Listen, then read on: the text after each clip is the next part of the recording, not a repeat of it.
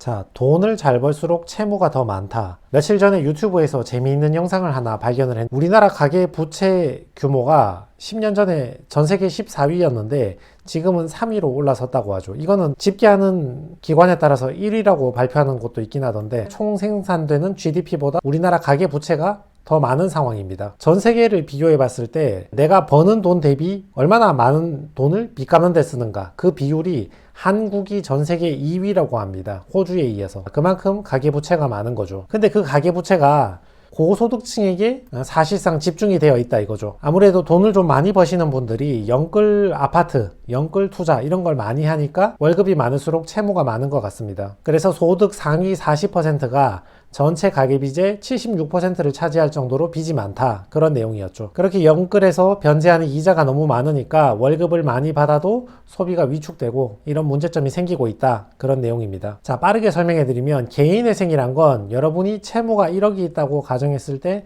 3천만 원을 변제하고 7천만 원을 탕감받는 제도고, 개인 파산 같은 경우는 1억 원을 전부 탕감받는 제도입니다. 돈을 잘 벌기 때문에 채무가 더 많아서 고생한다. 제가 채무자들을 굉장히 많이 만나보는데 대표적인 사례가 이런 사람들입니다. 40대 50대인데 대기업이나 공기업이나 중견기업이나 괜찮은 회사를 다닙니다. 근데 주식 투자를 하는 바람에 빚을 조금 진 게 있습니다. 이분들이 아파트 담보대출이 꽉 차 있는데 그게 대체로 3억에서 7억 사이가 제일 많고, 신용대출도 1억에서 2억 사이 정도 있는 거죠. 그리고 사모님은 전업주부이고 미성년자 2명 있죠. 월급이 작은 건 아닌데 부양할 식구가 나 말고도 3명이나 더 있잖아요. 그러니까 생활비가 절박한데 월급을 받아봤자 채무 생긴 거, 이거 이자 내기도 힘들고 아파트 담보대출 이자도 최근에 급격하게 많이 올랐죠. 이 두 개 이자를 동시에 내려니까 너무 힘든 거죠. 정말 그런 일은 없길 바라지만 개인회생 파산 이런 거 안 하시고 워크아웃 안 하시고 월급도 많이 올라서 채무를 변제하길 바라지만, 그래도 혹시 모르니까 나중에 막상 일이 닥쳐서 알아보려면 힘드니까 미리 참고 좀 해두시기 바랍니다. 제일 첫 번째로, 내가 채무 탕감 절차를 들어갈 때는 굳이 배우자한테 말을 안 해도 상관은 없습니다. 대체로는 주식 탕진 금액이 있기 때문에 그렇죠. 아파트 연끌 금액 때문에 이자 많이 내고 생활비 많이 썼다, 이러면 배우자도 이미 알고 있습니다. 주식 탕진까지 있는 분들은 배우자가 잘 모르시는 경우가 많거든요. 그래서 채무 조정 절차에 들어가도 배우자에게 굳이 말을 안 해도 상관은 없습니다. 단 본인이 배우자한테 적당히 잘 둘러대고 서류를 잘 받아온다는 능력이 있다는 전제로. 근데 말하시는 게 아마 속은 편하실 거예요, 절차 진행하는 동안. 두 번째, 이거 정말 궁금해 하시죠. 혹시 그런 일이 없길 바라지만 채무 탕감 절차에 들어갔을 때 내가 사는 집을 지킬 수 있는가, 애들이 학교를 다녀야 되고 이 집에서 계속 살 수 있는가. 예를 들어서 여러분이 개인회생이라는 채무 조정 절차에 들어가면 집을 지킬 가능성은 높아집니다. 여러분이 그냥 버티고 계시면 언젠가 연체가 되잖아요. 그러면 채권자들이 즉시 경매를 해버린다고요. 그렇게 가만히 있지 않고 개인회생이라는 채무 탕감 절차를 이용할 경우에는 신보기 주택담보대출 채무조정 프로그램이라고 이런 프로그램도 이용할 수 있고, 아무튼 내 집이 경매로 넘어가지 않고 한동안 버틸 수 있는 가능성이 높아는 집니다. 알겠죠? 그렇지만 무조건 내 집을 지킬 수 있다, 그런 건 아닙니다.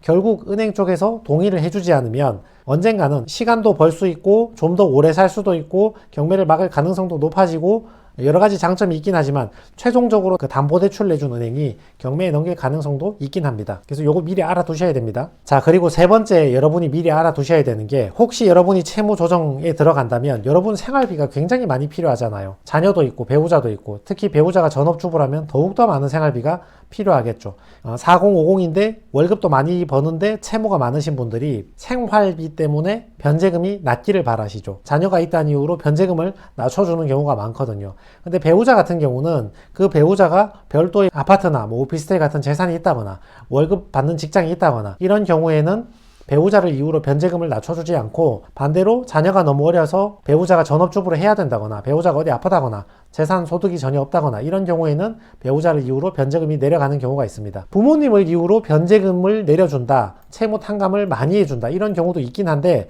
부모님이 자기 소유의 아파트에 살고 있다, 재산도 많다, 이러면 안 되지. 채무자가 지나치게 자기 입장만 생각하는 건 굉장히 위험하거든요. 채무 조정 절차에서 오히려 큰 손해를 볼 수 있습니다. 상식적으로 생각을 해보세요. 내가 돈 빌려서 못 갚았는데 우리 부모님은 아파트도 있고 재산도 많단 말이야. 근데 내가 채권자한테 나 돈 더 못 갚겠다, 정말 요만큼만 갚겠다, 근데 그 이유가 부모님을 부양해야 된다. 근데 부모님 보니까 재산도 많아. 말이 안 되잖아요. 너무 지나치게 자기 입장만 생각하는 거야. 이런 태도는 미리 자제해 주시는 게 좋습니다. 자, 네 번째요. 돈을 좀 버는데 빚이 많으신 분들. 자, 여러분이 제일 주의해야 될 사항이 네 번째인데, 이 알면서 받아들이기를 거부하는 사람들이에요. 지금 4050 세대에 월급을 좀 많이 받는다, 자영업해서 소득이 좀 있다 하시는 분들은 다른 어떤 세대보다 사회생활을 많이 해본 세대잖아요. 좀 아는 게 많은 사람들이라고. 근데 반대로 적당한 기대치가 아니라 쓸데없이 기대치가 많이 높아. 근데 법원의 생각은 완전히 다르죠. 그럼 채권자는 어떻게 하란 말이냐. 아니, 당신 월급도 많이 버는데 그만큼 다 탕감해주고 요만큼만 변제하면 그럼 채권자는 전부 다 자기 채무를 다 손실을 보란 말이냐.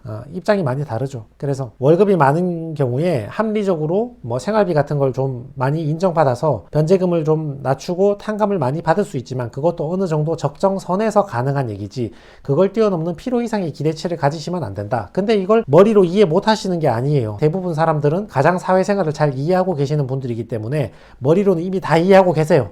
다만 자식들 생활비는 어떡하냐, 와이프한테 말하기 힘든데, 이런 이유 때문에 알면서도 이 받아들이기를 거부하시는 분들이 많죠. 그래서 돈을 잘 벌수록 고소득층일수록 빚이 많을 가능성이 더 많은데, 이 채무의 굴레에서 빨리 탈출하시길 바라지만 혹시나 그래도 상황이 매우 불리해져서 채무 조정을 받아야 되는 상황을 가정에서 미리 설명을 한번 드렸습니다.